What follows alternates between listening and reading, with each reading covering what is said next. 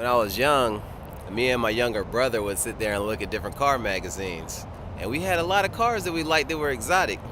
We would look at Lamborghinis, we would look at Ferraris, we would look at Dodge Vipers. We would look at different cars that were rare cars that you wouldn't see every day driving down the street. And so we would try to figure out what kind of car we wanted to have when we got older. And we had a lot of different choices, but we didn't quite know exactly which one we would go with when we became successful. And so that's the thing that inspired me and motivated me to become an entrepreneur because, I wanted to drive nice things and I love nice cars. And in that process of trying to figure out what kind of nice cars that I wanted to have or drive, that pushed me to become successful enough to be able to afford the things that I want in life. And that was be able to have a nice car that was exotic, and that's when it came to the Fisker Karma.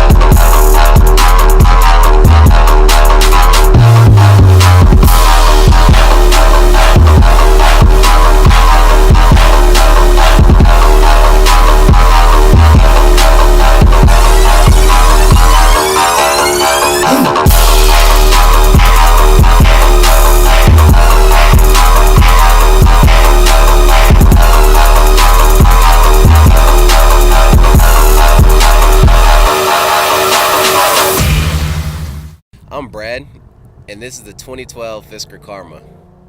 A lot of people ask me about this car and they try to ask what it is. It's actually a luxury, hybrid, exotic vehicle. The good thing about this car is that it grabs a lot of attention on the road because people really don't know what it is, but it actually makes a very interesting electric noise when it drives by. The car is actually powered by a cell battery that goes from the front of the vehicle to the rear of the vehicle, and it actually gets 50 miles on the charge of each particular range. The good thing about it too is that it actually has solar panels that are on the roof. A lot of people are trying to figure out exactly what the solar panels are, and I tell them it basically draws in solar energy from the sun to help power the interior components of the vehicle. So for the radio, for the AC, for all the other interior components, it controls all those devices through the solar panels. The car was meant to be an eco-friendly vehicle, which is another reason why it came with recycled material. The car actually has fossilized leaves that were actually dug up and excavated to be part of the design of the car to give it a little extra detail on the edge to make it look a little more exotic. The car also has recycled suede, and it also has recycled wood that came from the California wildfires. Now, a lot of people notice the paint job. It's not an ordinary silver. It actually has crushed up recycled glass inside the paint. When you look at the sun and the way that it actually hits it, you can tell that it actually has a lot of lighting and it has a lot of shine that comes directly from those crushed up recycled pieces of glass. Another cool thing about the car is that if you do have to go out of town on a road trip, you actually have gas as a backup. So the car isn't purely just electric. You can actually switch it over into gas mode where you actually be able to get 250 miles off of 6 or 7 gallons of gas.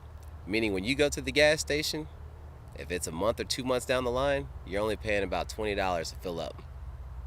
Another good thing about the car is that it actually gets more attention than a lot of other vehicles out there because of the fact that it is a green car and it is an exotic car that was meant for individuals who want to change the way the world works when it comes to our vehicles and it comes to changing the environment around us.